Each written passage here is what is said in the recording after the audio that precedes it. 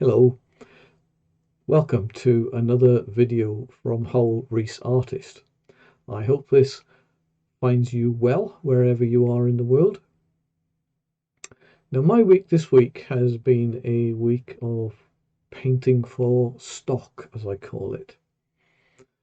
As well as the commission work that I do, I am also developing a body of work which I can sell both face to face here near my home, but also internationally online via print-on-demand websites. And I'll say more about this in the sort of coming months as my plans develop.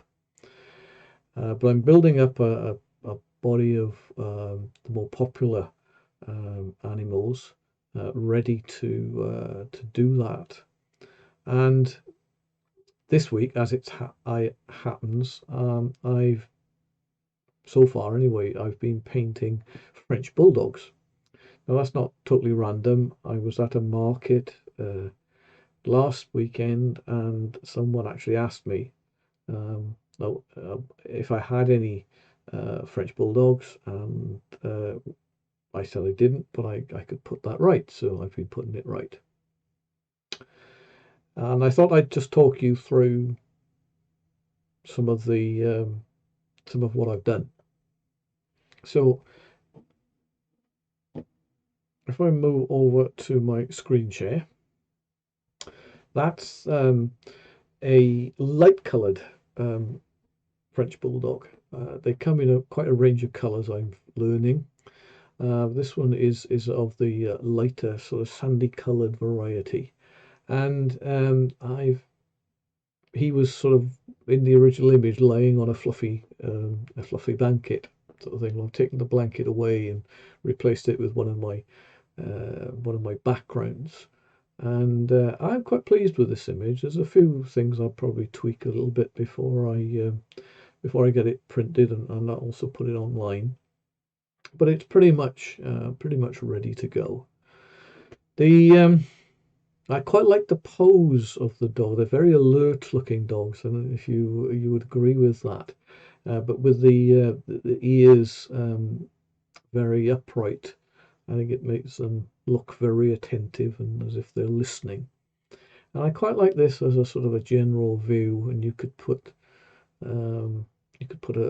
some text to one side of it if it was being used in an advertising context. The empty space to the side of the dog is sometimes in this sort of context referred to as negative space. So it's space that's there ready to be filled. So that was one version of the painting. But I also realized then that there was another version of the painting there and ready to go. So I've actually recropped the image just to concentrate in on the dog itself. And this obviously not so much space around the dog now, but this is perhaps would be more popular as a print. Now, as I said, these dogs come in a variety of colours, and the black ones seem to be pretty popular. So I actually got hold of a photograph, and I'll just show you the original photograph of a black one. Well, he's not totally black; he's got a bit of white on his chest. But he really, to me, the more I looked at this guy, the more he sort of looked like a sort of archetypical bulldog. His look has attitude, I thought. So I ended up just painting his head, which is very unusual. I don't often paint the whole body, but I usually paint at least some of the body. But in this case, I decided just to paint the head. And part of my reasoning for doing that is that actually some of these online print-on-demand sites that I'm investigating are you can have you can upload your images, And then as a customer, you could have them printed on a t-shirt or printed on a mug or on a phone case, all sorts of different things. Mediums you could have on tote bags, all sorts of things. And I thought maybe just a head on its own would actually look quite effective on the side of a mug, for example, uh, or on a tote bag, without any background at all around it. And you can almost imagine it with a slogan underneath, like "Who are you looking at?" or something like that. But then I actually sort of went on a little bit further in my thinking. I thought, well, actually, because he has got, I'm saying it's a he, I don't know if it's a he or a she really, but let's say a she's got some real attitude, and so I thought, well, actually, I could put a red fill behind it, and then actually you can get much more creative than that in Photoshop with fills. So actually, sort of just quickly did another version of the painting with that sort of background behind it, which also I think would sort of convey some of the attitude that the bulldog um, is conveying, and this is perhaps one of the advantages of doing the sort of work that I do, painting that I do on a computer rather than physically, because then one can actually use the results in different ways, play with them, treat them differently, and it can be great fun.